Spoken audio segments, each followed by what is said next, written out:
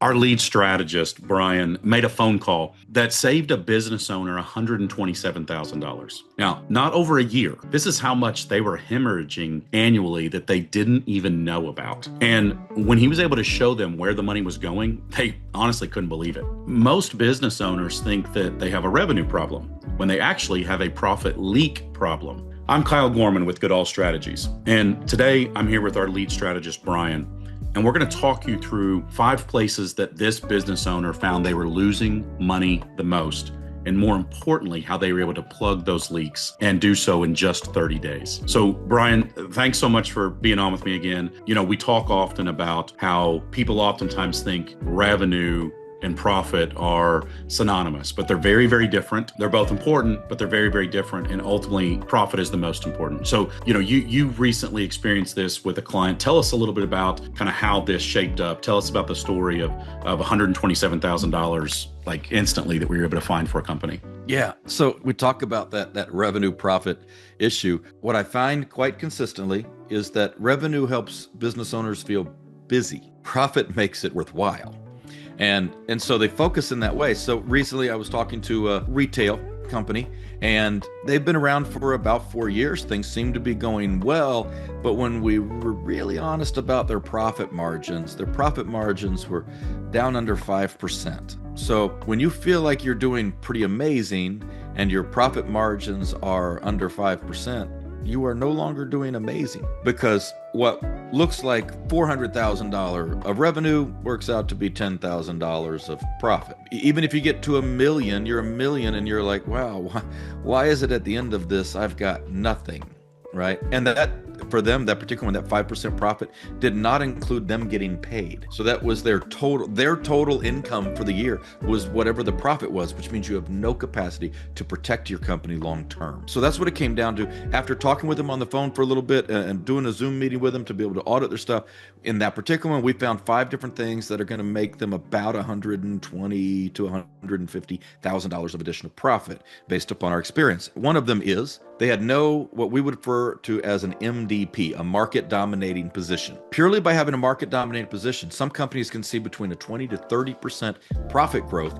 And it's only because they know exactly who they are and what they do. They're not trying to do everything. They're trying to do the thing that only they do. So this is a big deal, that market dominated position. Second one is they had no ideal client avatar. That is way more complicated than people think. People oftentimes mistake demographic with ideal avatar, and it's not.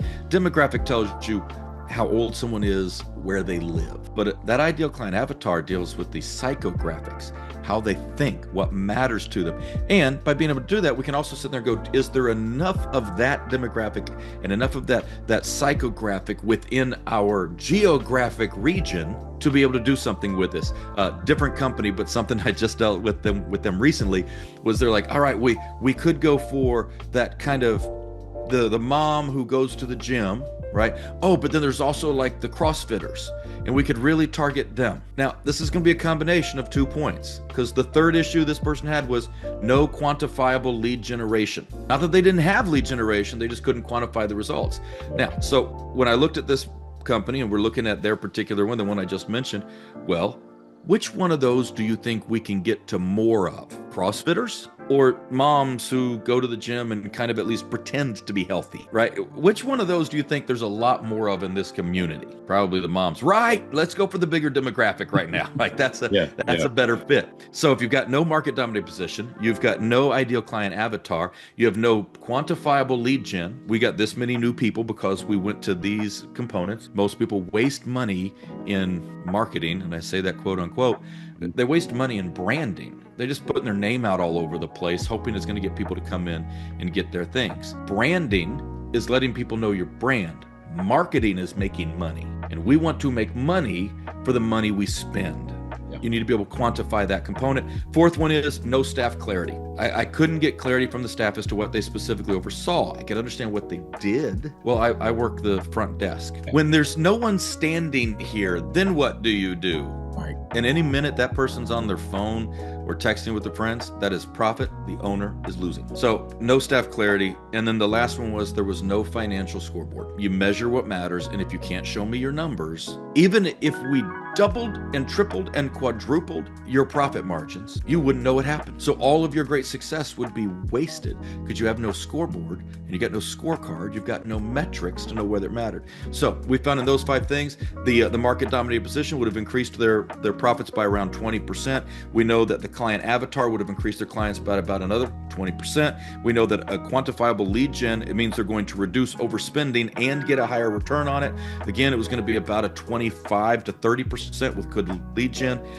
Staffing clarity was going to get around 30% more effort and work and impact out of the staff they already had.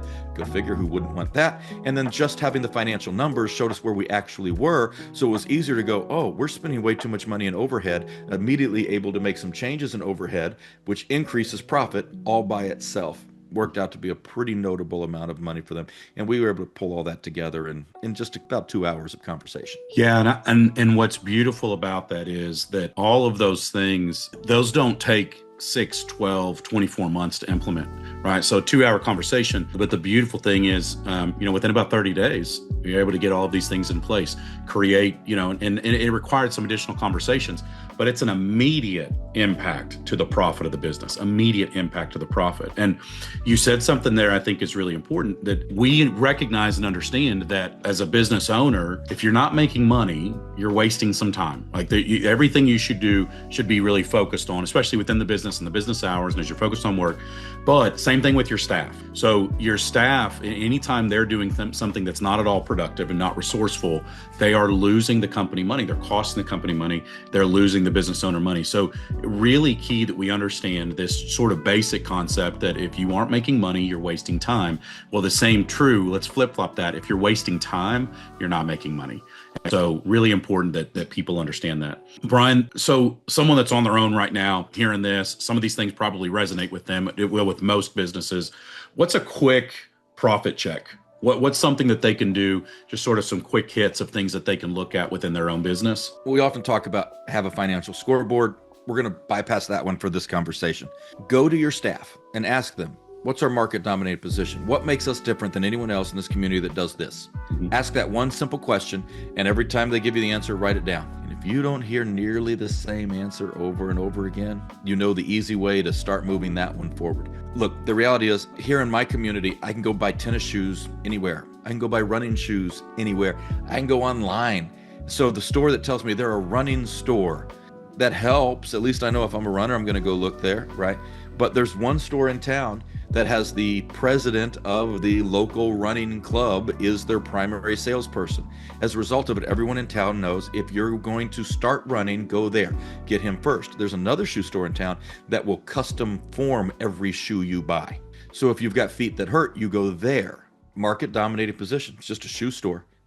Not when you have the right market dominated position. Ask your staff, what's our market dominated position? What makes us different in this arena? And I guarantee you, even if you own a franchise, there are 6 McDonald's within 8 minutes of my house right now. I'm still picky about which ones I'll go to because they have a market dominated position. They may not be able to verbalize it, but they have one. Ask your staff that. That one thing can automatically begin to turn the dial up in your profit margins. Great advice. Excellent. And so important for people to understand that. We talk so much about profits and revenues, and this is another great case study on revenues and profits. How these are not the same. And we sort of use this term internally all the time that revenue feeds your ego, but profit feeds your family. And people, business owners want to ignore the profit side of the business because the revenue side sounds so good. If you're a startup business and you're at $300,000 in revenue, it sounds great. If you've been in business for a while and you're at $10 million in revenue, it sounds great. But I've seen some $300,000 businesses turn in the same profit as a $10 million business, sometimes more. And so that profit piece is so important. We cannot ignore that. So Brian, if someone hears this, they suspect they have profit leaks, what should they do? What should be their next step right now? First thing you need to do, book a free profit audit with our team. We're going to spend about 30 minutes looking at your numbers, telling you exactly where some of it is leaking. There's no obligation. There's no pitch. It's just a clear diagnosis. And if you want to go even deeper, we can walk you through building a system to plug those leaks permanently. That's what Goodall Strategies does. There's a link in the description. Book your free audit. Let's find your money today.